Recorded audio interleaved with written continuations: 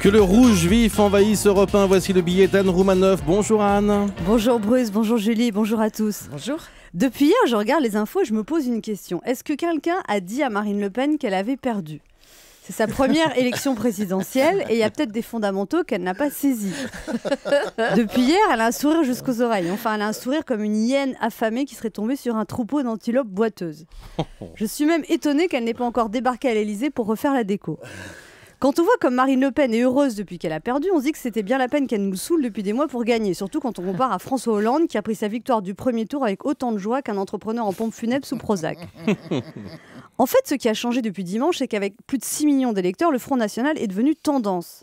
Les électeurs du Front National, séduire les électeurs du Front National, les électeurs qui souffrent, qui se sentent abandonnés, plaire aux électeurs. Je n'en peux plus d'entendre ça depuis hier. Je serais électrice du Front National, je ne me sentirais pas tellement je serais devenue importante.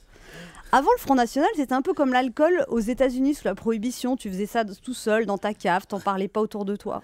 Et puis il y a des gens qui ont commencé à dire « Ouais, moi je voterai jamais pour elle, mais enfin tu vois, faut reconnaître qu'elle dit pas que des conneries. » Et aujourd'hui, t'as des gens qui sirotent un thé vert à 12 € dans un café du 6e arrondissement, des gens jeunes, diplômés, branchouilles, qui disent sans avoir peur « Ouais, au fond, elle a pas tout à fait tort, tu vois. Je veux dire, les étrangers, il y en a trop, puis il y en a qui exagèrent. » Et on dirait que ça choque plus personne. Marine Le Pen a fait pour la xénophobie ce que MC Solar a fait pour le rap. Elle l'a sorti de son ghetto. En fait, la grande équation de la famille Le Pen, c'est immigration égale insécurité. D'ailleurs, les statistiques le confirment, 1 crime sur 3 est commis par un étranger. C'est pas rassurant, ça veut dire que 2 crimes sur 3 sont commis par des Français. Si vous avez des Français à côté de chez vous, méfiez-vous. Statistiquement, vous avez beaucoup plus de chances de vous faire agresser. L'autre équation Le Pen, c'est 3 millions de chômeurs égale 3 millions d'étrangers. Et parfois, je me dis qu'on devrait la prendre au mot et appliquer son programme à la lettre. Pendant 1 mois, on interdit le travail à toute personne qui n'est pas française depuis 5 générations. Déjà, moi, je serais plus là.